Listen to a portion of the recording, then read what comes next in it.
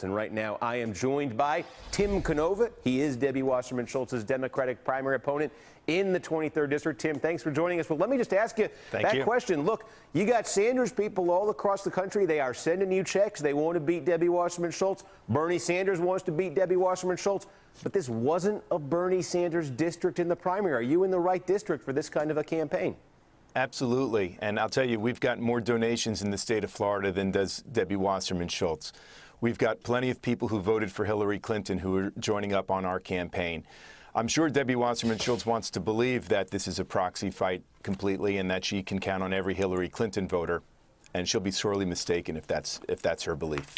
Well, what is the message that you have separate from complaints that Bernie Sanders and Bernie Sanders' campaign might have about her conduct in the presidential primary system? What is your case against Debbie Wasserman Schultz? Well, she's ignored the interests of her constituents. She's taken millions of dollars in corporate money from the largest banks and the largest corporations. This was PolitiFact checked by the Miami Herald, and they said it's all true. And she's been voting for their interests over the interests of her own constituents. And she's been ignoring real problems in this district, which is why she's become increasingly unpopular. And issue after issue, she's on the wrong side of it, whether it's the Trans-Pacific Partnership, payday loans, regulation of Wall Street, the drug war. You name it, even support for Israel. People don't know where she stands. She's unreliable. There's always this perception now that she's got a price and that it's the constituents that pay the price for her own ambition. Do you think she has been in this presidential race, Bernie Sanders against Hillary Clinton? Do you think she has been fair in her role as Democratic national chair? Well, I'll tell you this. I started calling for her to resign as the head of the Democratic National Committee after I learned that she had overturned President Obama's 2008 ban on corporate lobbyist donations to the DNC. And ever since then, we find out that not only are lobbyists donating to the DNC, but there are actually 60 or 70 superdelegates who are registered federal lobbyists.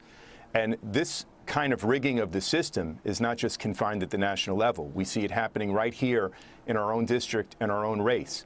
Just this past weekend, a union boss, the head of the Central Labor Council, Dan Reynolds, pushed through an endorsement of Wasserman Schultz in violation of the Central Labor Council's own bylaws and constitution.